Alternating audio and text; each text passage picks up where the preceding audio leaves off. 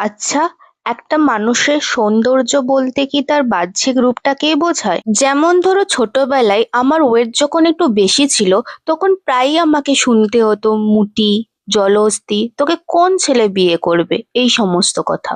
এমনকি আজও কারো গায়ের রং যদি একটু চাপা হয় বা কারো হাইট যদি একটু শর্ট হয়, তাদের স্কুল থেকে শুরু করে পাড়া প্রতিবেশী এমনকি কাজের জায়গাতেও অনেক সমস্যার সম্মুখীন হতে হয়। সত্যি কথা বলতে, ছোটবেলা থেকেই আমরা দাদু দিদাদের কাছ থেকে শুনে এসেছি রূপকথার গল্প, যেখানে রাজা রানী রাজপুত্র রাজকন্যা মানেই তাদের হতে হবে সুন্দর।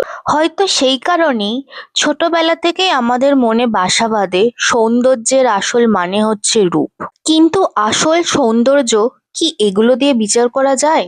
একটা মানুষের ব্যবহার কেমন বা তার মানসিকতা কেমন, সে অন্যকে কতটা সাহায্য করে, এগুলোই সৌন্দর্যের আসল পরিচয় নয় কি? আমার কিন্তু এটাই মনে হয়। তোমরা কি মনে করো কমেন্টে জানিও।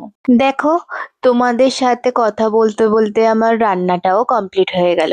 বাঙালির প্রিয় গরম গরম ভাত আর তার সাথে ফুলকপি দিয়ে মাছের ঝোল।